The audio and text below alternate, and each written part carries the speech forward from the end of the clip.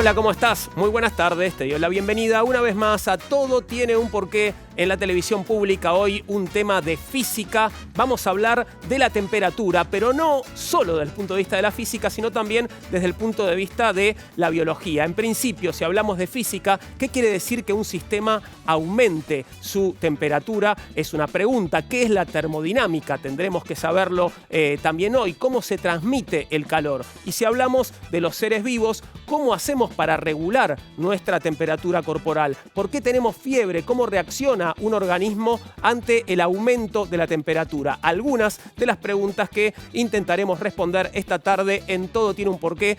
Empezamos ya y para eso recibimos a nuestra primera invitada. Hoy nos visita Gabriela Paschini.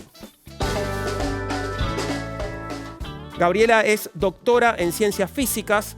Ha trabajado en temas asociados al magnetismo, la superconductividad y otros fenómenos que se manifiestan en los materiales a bajas temperaturas.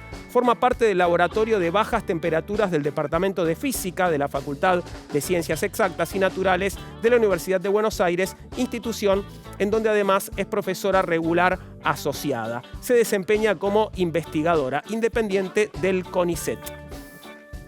Muchas gracias, Gabriela, por estar con nosotros. Buenas tardes. No, al contrario.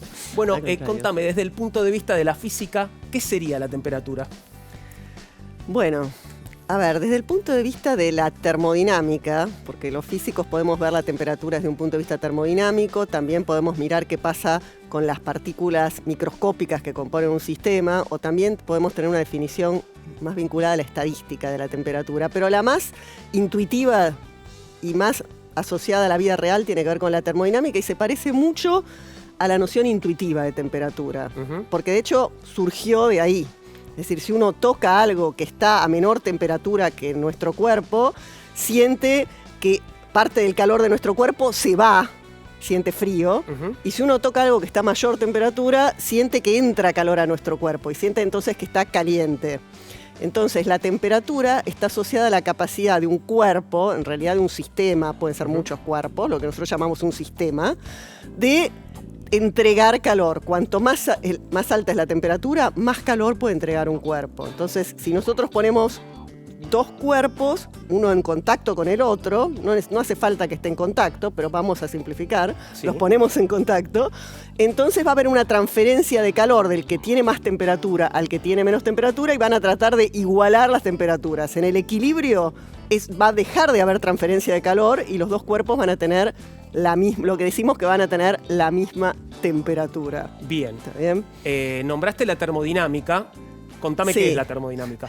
Bueno, es la rama de la física que justamente estudia estos procesos de transferencia de energía, que puede ser a través de calor o a través de lo que los físicos llamamos trabajo, que tiene que ver con que un cuerpo haga una fuerza sobre otro y lo modifique. Por ejemplo, si nosotros apretamos un gas, le hacemos un trabajo, entonces la energía se puede transferir de esas dos maneras, a través de calor, a través de trabajo, también puede ser que simplemente saquemos un pedazo de un sistema, una parte, esa es otra manera de sacar la energía. Entonces son todos estos procesos de transferencia de energía y cómo influye eso en las propiedades macroscópicas, o sea, por ejemplo, la presión, la temperatura, cómo agregarle o sacarle energía transforma esas propiedades. ¿Está bien?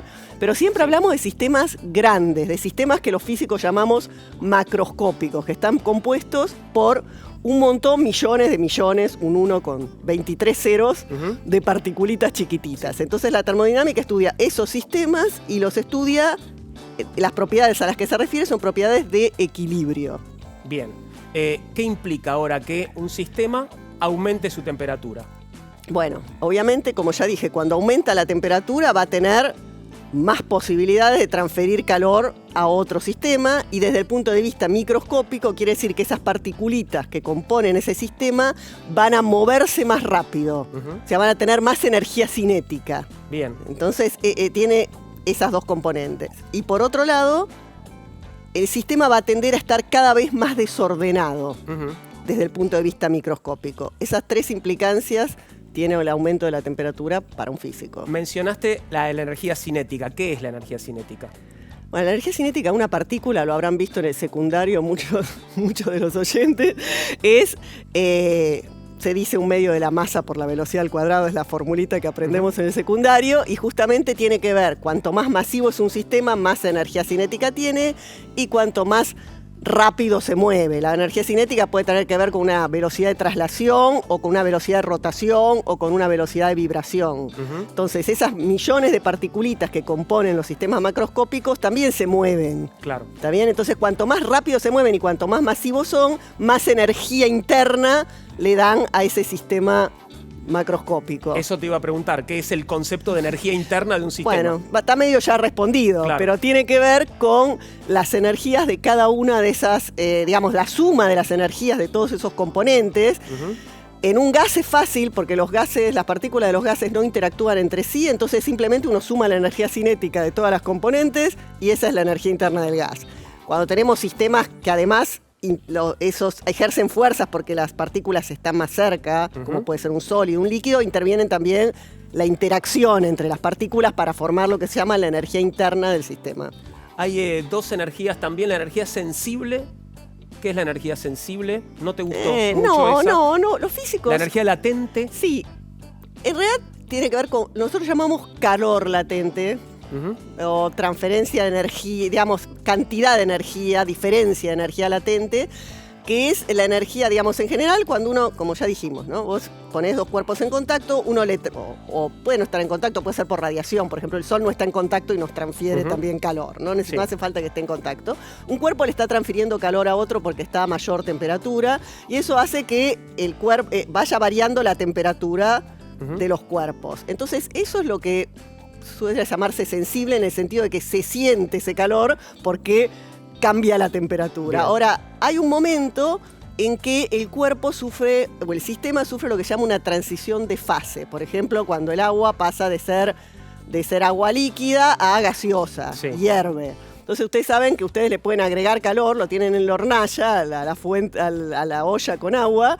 y si uno pone un termómetro sigue midiendo 100 grados y va a seguir midiendo 100 grados hasta que termine de hervir. Claro. Entonces todo ese calor es el calor latente que necesita el líquido para pasar a gas. Bien, entonces, para cambiar de fase. Entonces eso es lo que llamamos calor latente, y el sensible es el que no es latente. Bien.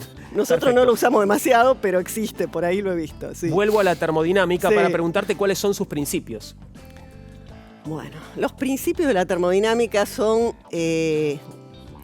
como bien lo dice, leyes o principios que no se demuestran, no tienen una demostración, sino que surgen de la experiencia. Sí. Pero después tienen muchas formulaciones cada uno. Ustedes van a ver muchas maneras de enunciar el primer principio, el segundo principio, el tercer principio, y sí se demuestran que son equivalentes, que toda la formulación del segundo principio son equivalentes, la del primer principio, eso sí se demuestra, pero el principio sí es una ley. Bien. Una ley empírica. Entonces, hay una ley que se llama Ley Cero, que en realidad surgió mucho después que las otras tres, que es un poco lo que yo ya comenté, o sea, la definición, el concepto de temperatura. Bien. El hecho de que dos cuerpos en equilibrio tienen una propiedad que llamamos temperatura, que hace que si uno pone un tercer cuerpo en equilibrio con uno de ellos, va a estar sí o sí en equilibrio con el primero. Bien. Y esa propiedad común es lo que llamamos la temperatura. Perfecto. Esa es la Ley Cero. La Ley 1 habla justamente de los procesos de transferencia, es decir, que la energía interna de un sistema puede variarse o entregando calor o entregando eso que comenté que se llama trabajo. Entonces, el trabajo, el calor transferido más el trabajo entregado es lo que cambia la energía interna de un sistema. Si un sistema está aislado, o sea, no tiene transferencia de calor y no se le entrega trabajo, la energía interna se conserva. Entonces, muchas veces este principio se llama conservación de la energía o equivalencia entre trabajo y calor, y hay muchas maneras de enunciarlo. Okay. El segundo es el más difícil y también el más profundo en un punto. Tiene que ver con para dónde va el flujo de calor, esto de que yo dije que si uno pone una fuente caliente y una más fría, una con más temperatura y uno con menos temperatura, el calor tiende a ir siempre de la más caliente, porque el primer principio no habla de para dónde va el calor. Claro. ¿Está bien? Entonces, el segundo indica para dónde va el calor y también para dónde van todos los procesos. Por ejemplo, si uno tiene un recipiente con un tabique. De un lado tiene agua con sal y del otro lado tiene agua pura. Saco el tabique, se me va a mezclar. Y después yo no puedo revertir ese proceso. Claro. Lo mismo pasa con la temperatura. O sea, los sistemas van hacia un lugar y a ese lugar van de manera irreversible. Okay. Y esto se asocia con que la naturaleza tiende a ir hacia los sistemas que nosotros los físicos llamamos con más entropía, o sea, más desordenados. Bien. Entonces, muchas veces la segunda ley se conoce como la entropía del universo siempre aumenta, que suena un poco... Okay. Pero bueno, hay muchas maneras de enunciarlo. Y incluso a partir de la segunda ley surge la idea de que existe una escala absoluta de temperatura y un cero de temperatura. Todas esas implicancias pueden salir a partir de lo que se llama la segunda ley de la termodinámica. Dijiste escala de temperatura y tenemos un informe sobre un señor que hizo, creo, bastante por establecerlas, Lord Kelvin. Ah, bueno, buenísimo. ¿Te parece que lo presentemos y me contás sobre las escalas de temperatura? Buenísimo. Y seguimos conversando. Dale. Gabriela, ¿quién fue Lord Kelvin? Te lo mostramos. ¿Quién fue Lord Kelvin? William Thomson, conocido como Lord Kelvin, fue un ingeniero, matemático y físico que realizó importantes trabajos en el campo de la termodinámica y estableció la escala absoluta de temperatura que lleva su nombre. Nació en 1824 en Belfast, Irlanda. En 1841 ingresó en Cambridge y 4 años más tarde obtuvo su licenciatura. En 1846, cuando tenía solo 22 años, fue nombrado al frente de la Cátedra de Filosofía Natural, luego llamada Física, de la Universidad de Glasgow, donde enseñó hasta su retiro. En 1847 escuchó por primera vez la teoría de James Prescott Joule, quien presentó el calor como una forma de energía, una noción cercana al primer principio de la termodinámica. Sin embargo, sus ideas fueron rechazadas por los científicos. Las ideas de Joule influyeron tanto en Kelvin que en 1848 creó una escala termodinámica para la temperatura de carácter absoluto y, por lo tanto, independiente de los aparatos y las sustancias empleadas. En 1851, Kelvin dio reconocimiento público a la teoría de Joule en un tratado titulado Sobre la teoría dinámica del calor, que contenía su versión de la segunda ley de la termodinámica, un paso importante hacia la unificación de las tesis científicas. De este modo, la teoría dinámica del calor, justamente con el principio de la conservación de la energía, terminó siendo aceptada. Kelvin desarrolló el trabajo realizado por Joule sobre la interrelación del calor y la energía mecánica, y en 1852 ambos colaboraron para investigar el fenómeno al que se conoció como efecto Joule-Thomson.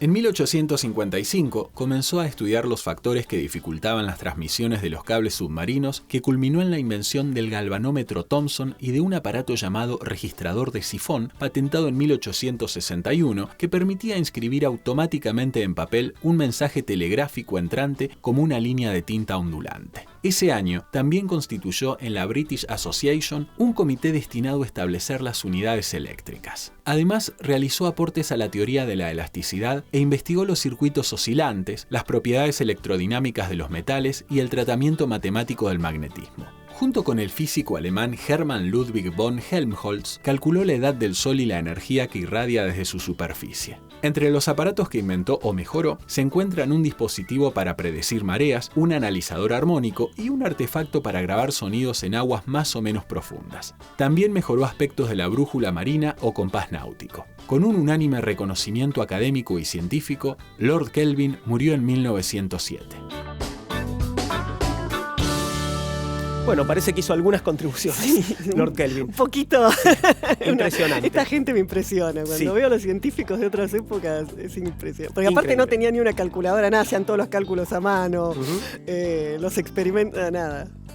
Increíble. Ahora, estábamos hablando de escalas de temperatura. Sí. ¿Cuáles son las escalas más usadas actualmente? Acá mencionaron justamente la escala que surgió a partir de Kelvin, que por eso se llaman grados Kelvin, que es la escala que usamos los científicos y que usa la tecnología en general para describir la temperatura, que tiene la característica principal de que el cero de esa escala está ubicada en el cero absoluto, en el cero termodinámico, en el cero físico de temperatura. ¿Qué es eso? Punto, ¿Qué es el cero absoluto? Bueno, es un punto en el cual, digamos, todas esas partículas elementales que forman los sistemas pueden estar en un único, o sea, en una temperatura cualquiera hay muchas combinaciones posibles de esas partículas, se puede estar quieta y la otra moviéndose mucho, las dos, y todas esas combinaciones pueden dar una única manera de verlo macroscópicamente, una única temperatura,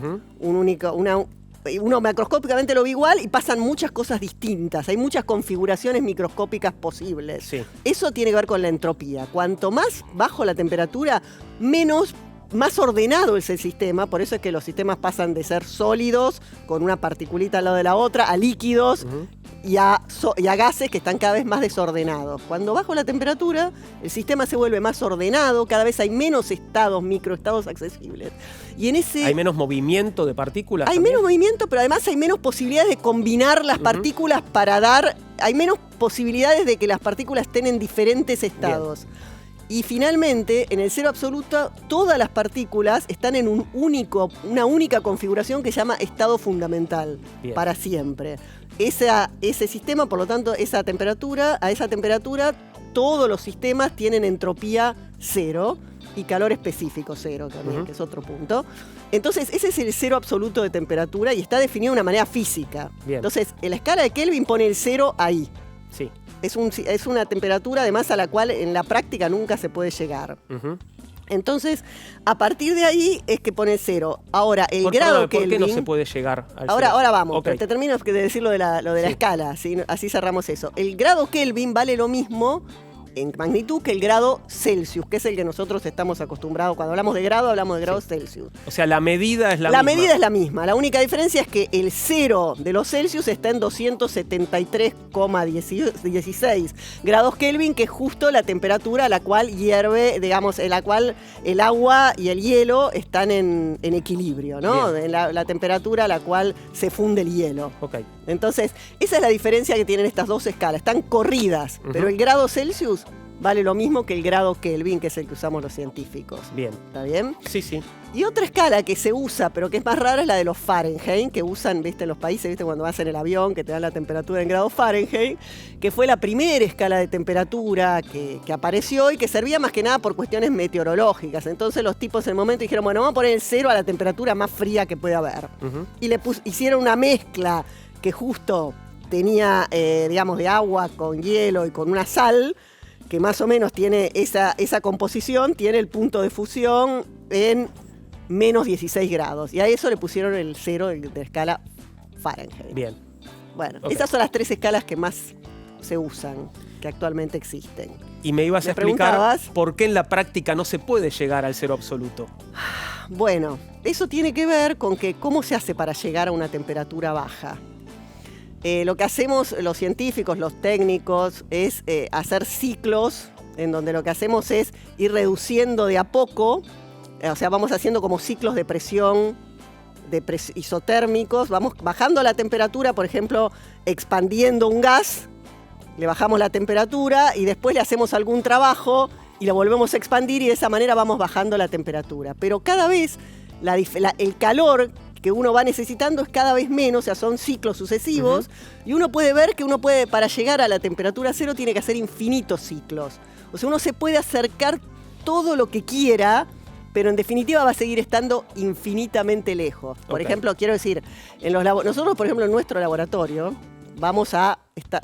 trabajamos con helio líquido y estamos a 4 Kelvin del cero absoluto, trabajando con helio líquido. Usted puede ¿Eso decir, es cerca? No, es infinitamente lejos.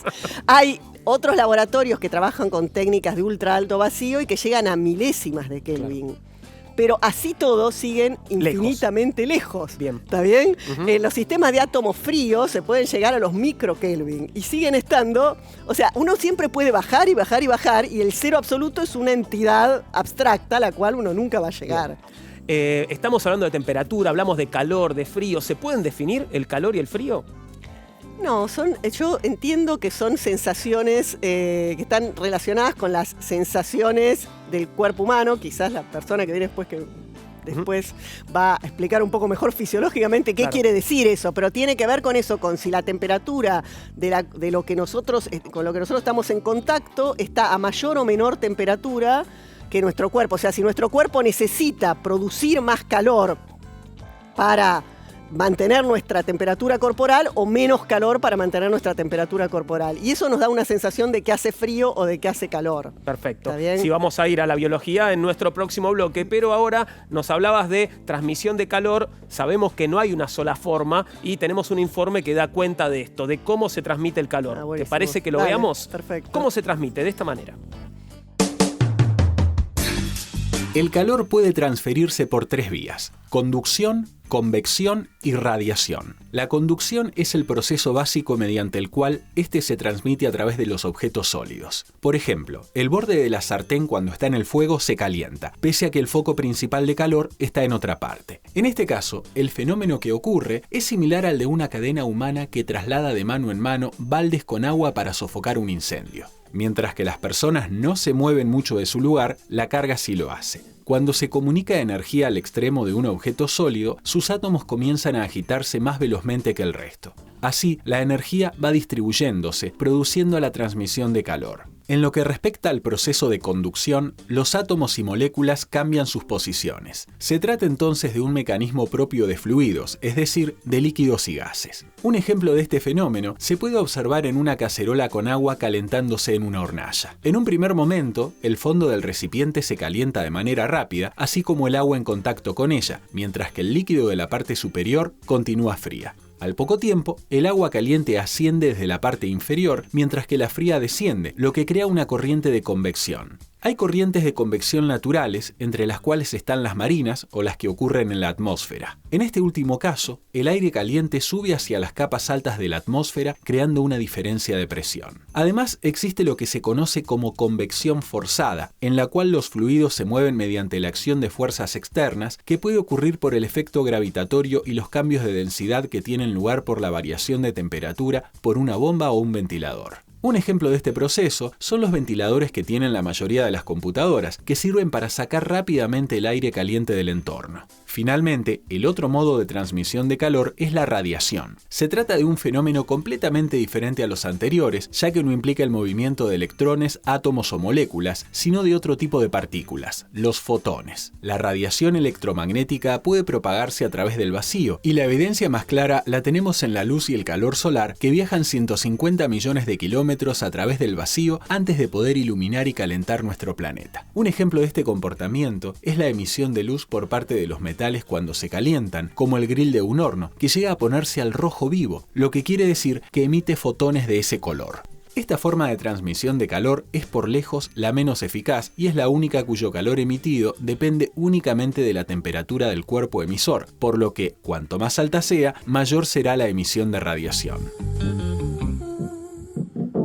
Ahí teníamos entonces, Gabriela, conducción, convección y radiación, las 3 formas en las que el calor se transmite. Perfecto. Ahora, nosotros decimos habitualmente en nuestra vida, ay, qué calor que tengo, ¿no? Y eso no estaría bien. No, desde el punto de vista físico no estaría bien. No podemos tener calor. No, el calor tiene que ver con transmisión de energía.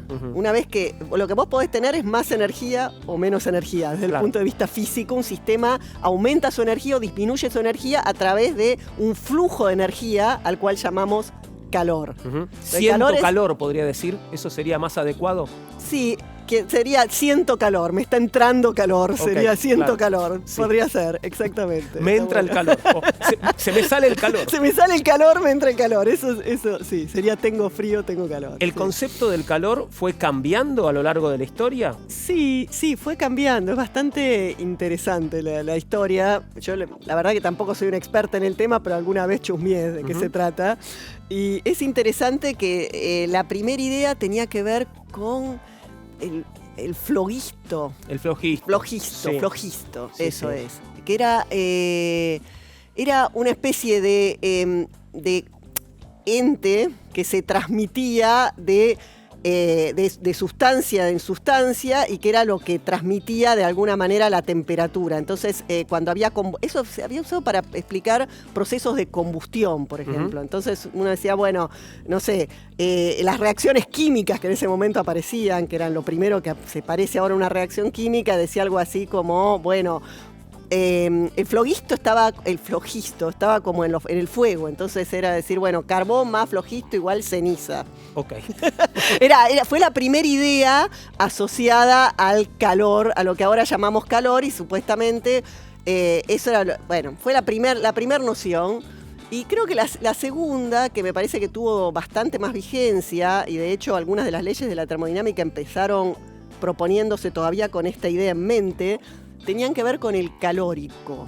Calórico, que era, digamos, un poco esta idea que vos decís que ahora sabemos que es errónea, de pensar que el calor era algo que una sustancia tenía. Entonces el calórico se transmitía de una sustancia a otra, como ahora se transmite el calor, pero una vez que estaba en esa sustancia, era el responsable de la temperatura. Entonces el calórico competía con otras interacciones y hacía, por ejemplo, que las moléculas estuvieran más separadas o más juntas. Okay. Era una propiedad del sistema que supuestamente se conservaba, así como ahora se conserva la energía, el calórico era una propiedad que se podía transmitir de un lugar a otro, pero que se conservaba. Bien. Y eso fue desterrado cuando se mostró que efectivamente había distintos procesos que involucraban distintas cantidades de calor y que el calor no se conserva. Claro. Pero sí hablamos de calor específico. En la actualidad, ¿qué es el calor específico? Bueno, el calor específico depende de cada sustancia, de cada material, y tiene que ver con cuánto calor justamente hay que entregarle a un determinado material, a un pedacito, un centímetro cúbico. En general se expresa por centímetro cúbico o por gramo, ¿no? O sea, cuánto le tenemos que entregar a un gramo de material o a un centímetro cúbico de material para que aumente la temperatura en 1 grado. Bien. Esa es la típica definición. Entonces, cuanto mayor es el calor específico, más calor le tenemos que entregar para cambiar, aumentar o disminuir, ¿no? O sea, para cambiar la temperatura en 1 grado, cuanto más calor específico tiene un material, más calor necesita. Y entonces, bueno, eso explica que haya, digamos, materiales que uno calienta más fácilmente que otros. Tengo un ejemplo de la vida cotidiana, o de nuestra ex vida cotidiana, en la playa, ¿no? Playa, sol, la arena está muy caliente, pero el agua del mar no tanto, y están recibiendo la misma energía, la energía del sol. Sí, digo bien. Sí. Entonces el agua salada y la arena tienen calor específico distinto. Sí, el agua tiene un calor específico mucho más alto que la del sílice, que sería el componente mayor de la arena. Entonces, sí, esa es una de las explicaciones, quizás la más importante, porque además el calor específico es la sustancia, pero la capacidad calorífica tiene que ver con la masa. Entonces el mar es toda una tremenda masa de agua que tiende a estar a la misma temperatura. Claro. Y hay otros factores sumados a la capacidad de absorber la radiación. Vos viste que alguna vez, por ejemplo, la arena del Caribe, que todavía está más lejana aún en nuestra experiencia, no quema tanto. Es verdad. Porque refleja. Entonces, lo que también importa cuánta capacidad de absorción de la radiación tiene el agua y la arena, ¿no? ¿Me esperás un minuto? Dale, que voy a una comunicación sobre la temperatura de la Tierra, justamente. Dale, vamos a conversar con Diego Ruiz. Diego es doctor en química, investigador del Centro de Investigación en Sanidad Vegetal de la Facultad de Ciencias Agrarias y Forestales de la Universidad Nacional de La Plata y es autor de Ciencia en el Aire, Voz y la Energía y Viaje al Centro de la Tierra, entre otros libros. ¿Cómo estás, Diego? Buenas tardes, ¿todo bien?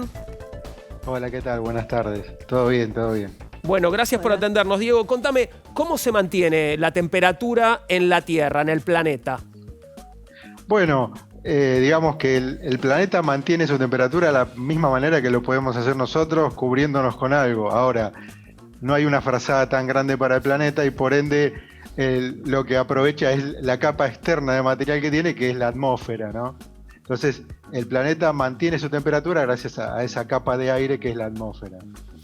En esa capa de aire hay gases que producen esto de lo que hemos hablado en más de una ocasión, que es el efecto invernadero, Diego.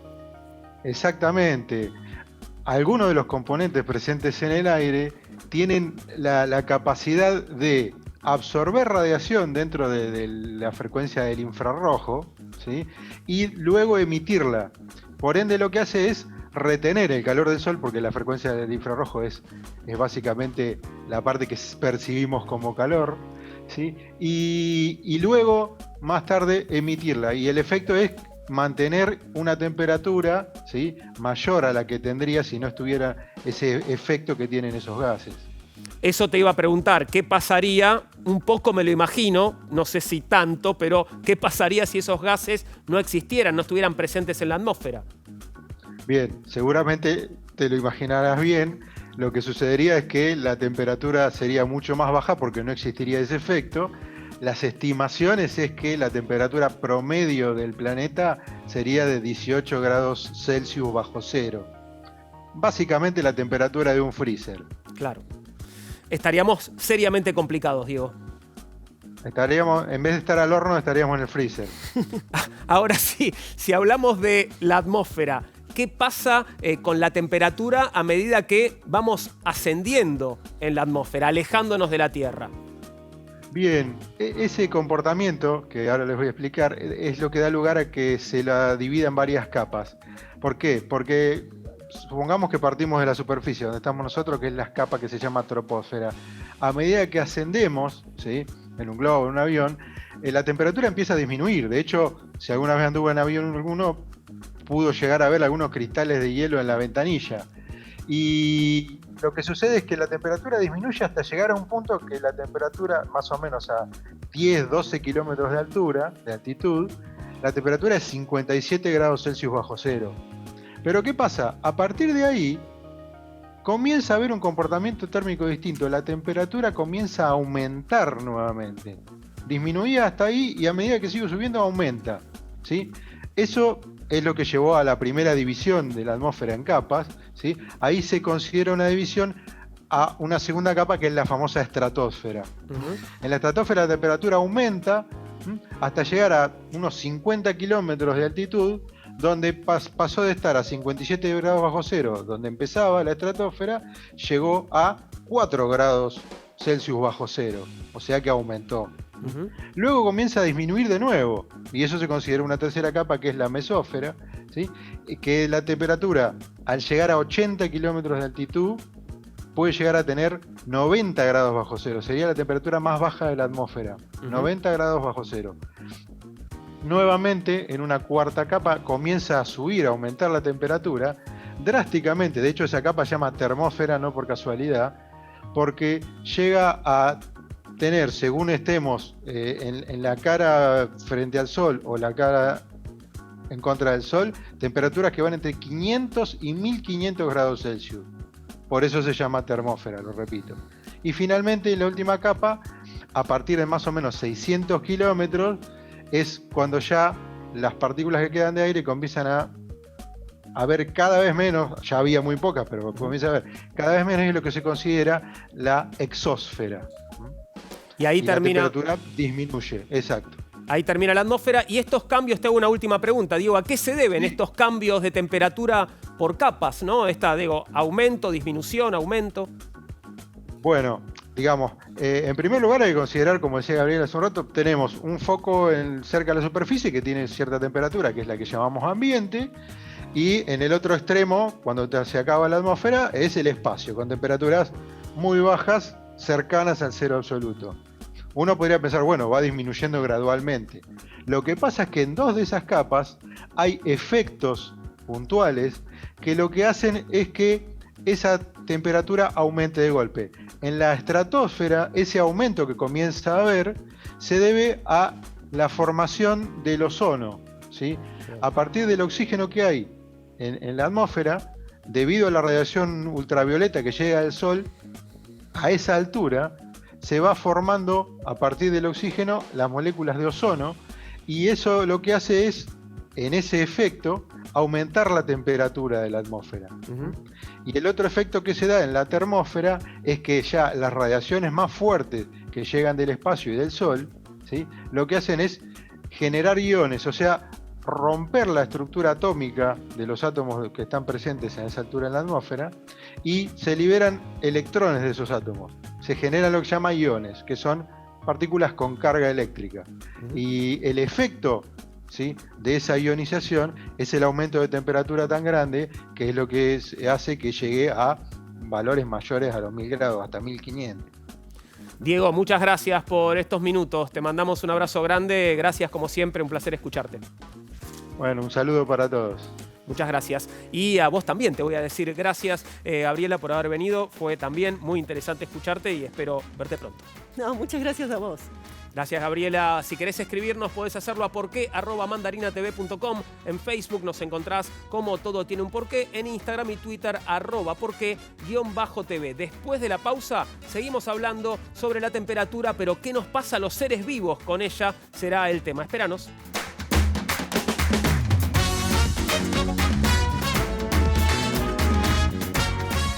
Continuamos con Todo Tiene un Porqué. Hoy estamos hablando de la temperatura y vamos a referirnos ahora a la manera en la que los seres vivos regulamos nuestra temperatura corporal. Para eso convocamos a nuestro siguiente invitado. Hoy nos visita Mario Daniel Galiniana. Mario es doctor en bioquímica, tiene un postdoctorado en la Universidad de Michigan, Estados Unidos. Se desempeña como profesor del Departamento de Química Biológica de Ciencias Exactas y Naturales de la Universidad de Buenos Aires y es director del Laboratorio de Receptores Nucleares del Instituto de Biología y Medicina Experimental dependiente del CONICET. Es autor y editor de numerosos trabajos de investigación y divulgación. Muchas gracias, Mario, por estar con nosotros. ¿Qué tal? Buenas tardes. Buenas tardes. Gracias por haberme invitado. Un placer recibirte. ¿Cómo sabe nuestro cuerpo si la temperatura es alta o baja, Mario? Bueno, eso es un fenómeno muy importante que tiene que resolver nuestro organismo, porque una de las características que nosotros tenemos como seres vivos es mantener la constancia del medio interno.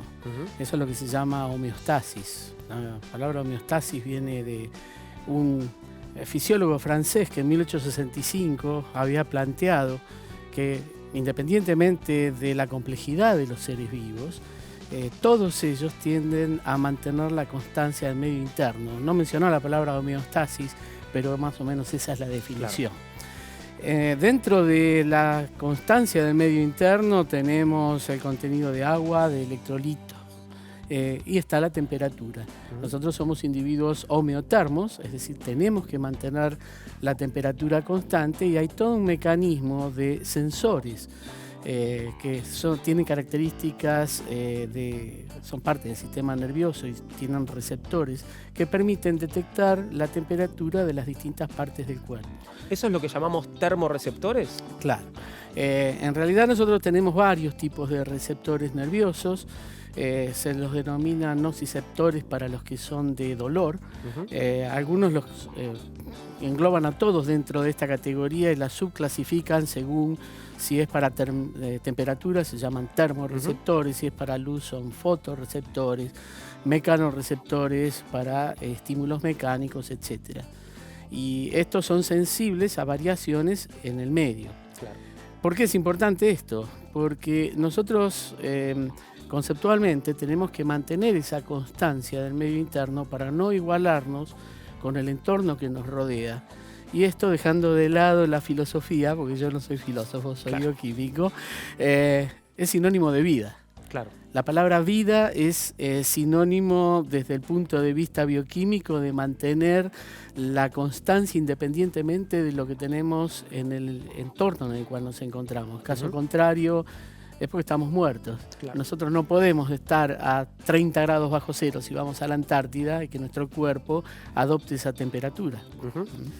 Hablamos de termorreceptores y hay una noción que está todo el tiempo en los medios, que es la de la sensación térmica, ¿no? Con los termorreceptores, entiendo, tiene que ver este concepto y tengo un informe que nos cuenta qué es la sensación térmica. Lo vemos y seguimos conversando. Mario, ¿qué es la sensación térmica? La sensación térmica es una percepción de la temperatura y no su valor real. Suele suceder que, por ejemplo, en los días de verano, sintamos más calor que lo que señala la marca oficial. Esto ocurre gracias a la intervención de diversos factores como el viento, que puede ser muy cálido, o bien porque hay una humedad elevada, dos fenómenos que potencian la percepción que nota el cuerpo. Lo mismo ocurre en invierno, pero a la inversa. En este caso, aun cuando la temperatura no parezca tan fría, una vez que estamos a la intemperie, la presencia de viento, humedad o lluvia provoca una percepción inferior. Hacia fines de 1930, los exploradores Paul Seipel y Passel desarrollaron en Estados Unidos las primeras fórmulas para medir la sensación térmica. Tomando como base el estudio en zonas polares, ellos advirtieron que la velocidad del congelamiento aumentaban cuando se unían las bajas temperaturas con vientos fuertes. Luego de años de revisiones, en 2001, un grupo de científicos norteamericanos y canadienses desarrolló una nueva forma de medida tomando como punto de estudio la piel del rostro. Confeccionaron entonces tablas de sensación térmica y una nueva fórmula para establecerla. Básicamente existen dos cuadros, uno para el verano y otro para el invierno. En este último caso se tiene en cuenta la velocidad del viento que hace que el aire frío disminuya la temperatura percibida. De esta manera, en un día con 0 grados centígrados, con el viento en calma, la sensación térmica será igual a ese valor. Pero si con el termómetro marcando la misma cifra sopla un viento de 25 km por hora, la sensación será de 6 grados bajo cero. En el caso del verano, la discrepancia entre la temperatura percibida y la real se debe a su combinación con la humedad relativa. Lo que ocurre es que en esos días calurosos, una humedad alta produce el aumento de la sensación de calor, ya que la evaporación del sudor, que es el principal medio para disminuir la temperatura corporal, se ve dificultada por el exceso de agua presente en el aire. Así, según estas fórmulas, si tomamos como ejemplo un día con 30 grados centígrados y una humedad relativa del 50%, la sensación térmica será de 36 grados. Estos estudios prueban que a la hora de elegir abrigo, la percepción puede ser más importante que la realidad. Nos hablabas, Mario, de que regulamos los seres vivos nuestra temperatura corporal. ¿Tenemos algo así como un termostato natural, digamos? ¿Cuál sería en todo caso? Sí. Lo que sería el centro coordinador o administrador de la temperatura del cuerpo es el hipotálamo. El hipotálamo es una estructura nerviosa que tenemos en la parte central del cerebro, casi en la base. Es un conjunto de células nerviosas que están especializadas para distintas funciones. Muchos de esos núcleos que están dentro del hipotálamo son los que recepcionan la información periférica o de las vísceras respecto de la temperatura, la procesan y generan entonces una respuesta. Vendría a ser algo así como una especie de centro de comando que tenemos en el cerebro. Tengo un informe que entra un poco más en detalle, incluso sobre la regulación de la temperatura en el cuerpo humano. Lo vemos y Perfecto. Seguimos conversando. Mario, así regulamos nuestra temperatura.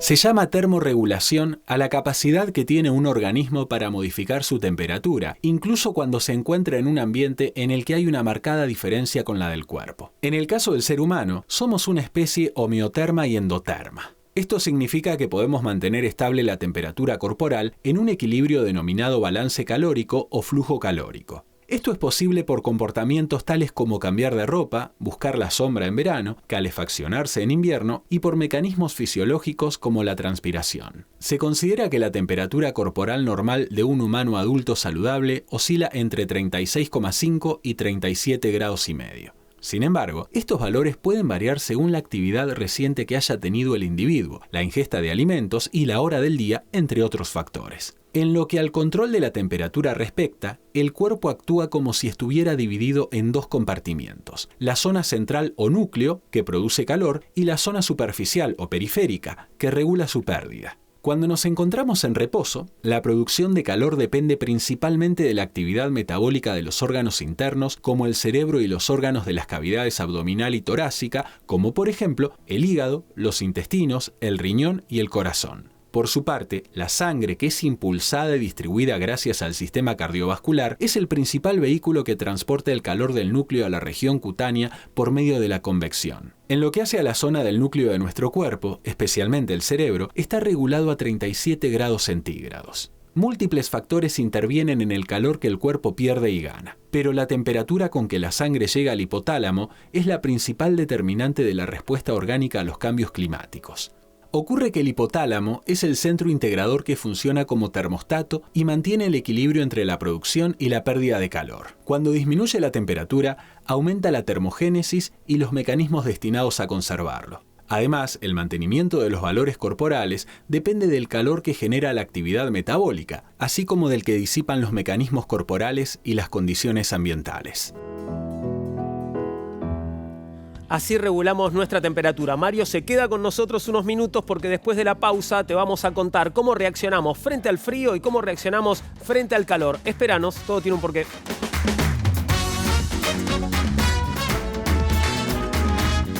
Continuamos con Todo tiene un porqué, ya te contamos cómo nuestro organismo regula su temperatura, pero ahora en particular, Mario, quisiera saber cómo reacciona nuestro cuerpo frente al frío. Bueno, obviamente produciendo calor. Claro. Nuestros sensores que están en la parte periférica de nuestro cuerpo, en contacto con el medio ambiente, que es donde nosotros estamos enfriándonos, porque el calor, como explicaron antes, tiende a irse desde el cuerpo hacia el medio, que normalmente está a una temperatura más baja. Eso estimula a los termorreceptores de frío, que llevan por medio de una fibra nerviosa la información por un estímulo nervioso que se propaga a través del nervio hacia el centro procesador en el hipotálamo. El hipotálamo entonces reacciona tratando de aumentar la temperatura. ¿Cómo aumenta la temperatura? Lo hace por varios mecanismos. El mecanismo estándar del cual no podemos escapar y que está produciéndose en todo momento, incluso ahora mientras nosotros hablamos, es el metabolismo basal, que es la transformación de la energía que provienen de los metabolitos, de nuestros alimentos. Cuando son procesados, esa energía es transformada en energía química que se almacena para los procesos metabólicos en una molécula muy particular que se llama ATP, adenosina trifosfato, que recepciona la energía química y la guarda para que nosotros podamos trabajar y podamos movernos, hablar, correr, etc. Pero ese proceso es eficiente aproximadamente en 2/3 de la cantidad de energía que puede llegar a almacenarse químicamente. El otro tercio se disipa como calor. Y eso es lo que mantiene la temperatura corporal. Los responsables de este mecanismo son unas organelas que están dentro de las células que se llaman mitocondrias, que vendrían a ser algo así como usinas o fábricas de energía. Ahora bien, cuando nosotros sentimos frío, el organismo responde aumentando la producción de calor en esas fábricas, en esas mitocondrias, lo cual responde a estímulos hormonales. Por ejemplo, la hormona tiroidea o la noradrenalina estimulan esos procesos.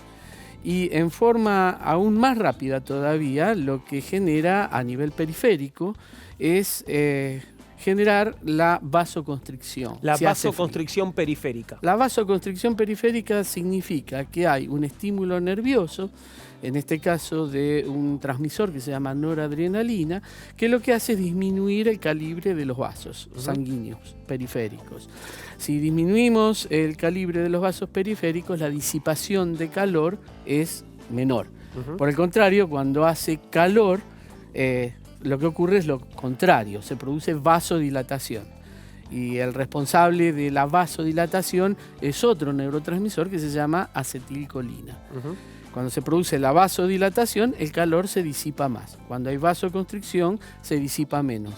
Eso lo podemos visualizar en nuestra piel, en la cara, en nuestra cara, porque cuando hace calor, ¿cómo estamos? Coloraditos. Claro. ¿No es cierto? ¿Por qué? Porque hay vasodilatación y es como que hay mayor irrigación, con mayor disipación de color. Ahora, cuando hace frío, a veces tenemos la nariz colorada, ¿no?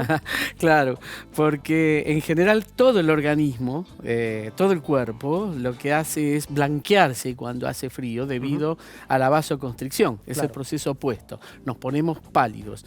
Bueno, va a depender de dónde tenemos vasos que se producen vasoconstricción o no. Y bueno, no es tanto que se pone tan colorada la nariz, sino que blanco el resto del cuerpo. Nos ponemos más blancos del otro lado. Y un poquito hablame de la reacción al calor. Nos queda muy poco tiempo ya, Mario. Bueno, cuando la temperatura aumenta, como decía, lo que se produce es un aumento de la disipación de calor por la vasodilatación. Y primero. Y también hay aumento de la sudoración. ¿Por qué la sudoración es importante? Porque es pasar, como nos explicó Gabriela, el agua que tenemos en nuestro cuerpo del estado líquido al estado gaseoso. Lo eliminamos en realidad en forma de vapor, ¿no es cierto? Y para eso se requiere invertir energía.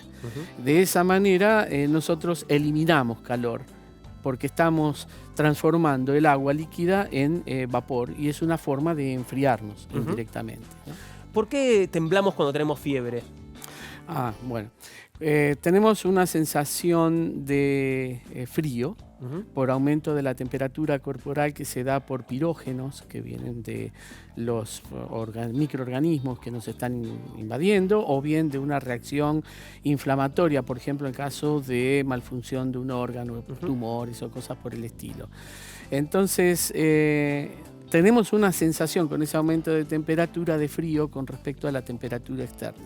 Además hay señales hormonales, nerviosas también, que producen descargas sobre los músculos y nos hacen como si se llama reacción tiritante.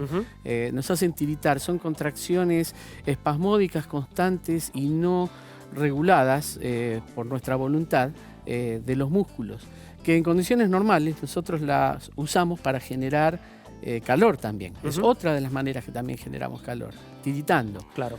Solamente que eso lo hacemos por un periodo corto. Normalmente el metabolismo es el que toma la posta cuando el frío persiste, ¿no es cierto? Mario, bueno, muchas gracias por haber venido. Ha sido un placer escucharte y conversar con vos. Ha sido un placer estar aquí. Muchas gracias. Bueno, espero verte de vuelta pronto. Ya nosotros tenemos que despedirnos ahora, se nos acabó el tiempo, pero volveremos a encontrarnos y preguntaremos más cosas, buscaremos nuevas respuestas sobre otros asuntos, porque todo tiene un porqué. A continuación, Juani Belkov Andino y Cata Delia con todo su equipo hacen Altavoz aquí en la televisión pública. Chau, hasta la próxima.